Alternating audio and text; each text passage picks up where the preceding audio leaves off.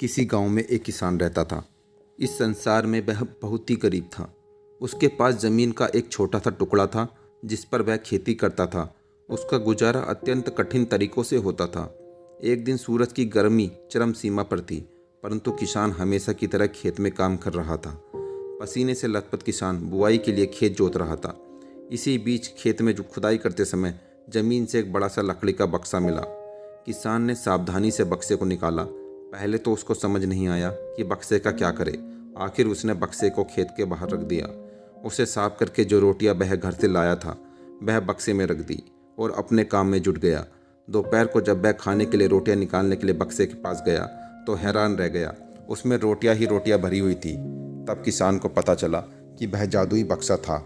उसमें जो भी चीज़ डालो उसका 80 गुना होकर बाहर आता। जैसे एक मूंगफली का दाना डालो तो तुरंत उसमें 80 दाने निकल पड़ते। किसान ने तृप्त होकर खाना खाया और उसके बाद किसान संतुष्ट होकर बक्से को घर ले आया। बक्सा मिलने के बाद किसान बहुत खुश था। उसे लगा कि उसके सब दुख दूर होंगे। वह लालची नहीं बल्कि धैर्यवान व्यक्ति था। उसने बक्से का दुरुपयोग नहीं किया। उसे जब भी किसी चीज़ की जरूरत होती तो वह बक्से से तुरंत प्राप्त कर लेता। समय गुजरने के साथ साथ उसके बक्से के बारे में गांव के जमींदार को पता लगा। जमींदार बेहद लालची था और उसे लगा कि ऐसा ही जादुई चीज़ पर तो उसका अधिकार होना चाहिए। उसके आदेश पर जमींदार के लठैत किसान को पकड़कर ले आए।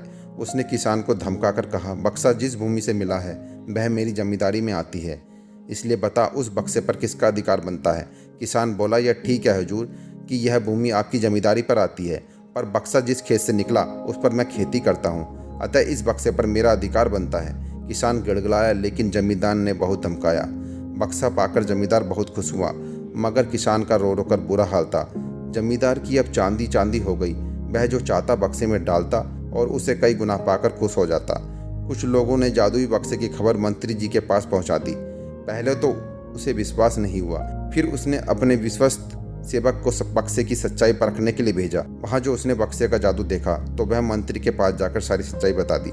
मंत्री ने जमींदार को बुलाया, फिर उसे डराते हुए कहा, हमें पता चला है कि तुम्हारे पास एक जादुई बक्सा है, उसे तुरंत हमारे हवाले कर दो। इसी जादुई बक्से को हाथ में निकालते हुए देखकर जमींदार की हालत खराब होने लगी। उसने मंत्री जी से बहुत विनती की, पर मंत्री नहीं माना। बक्सा पाकर मंत्री मतवाला हो गया।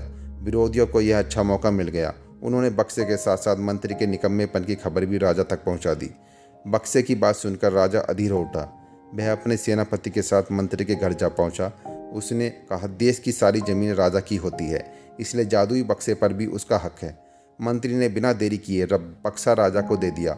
जादुई बक्सा पाकर राजा प्रसन्न हो गया।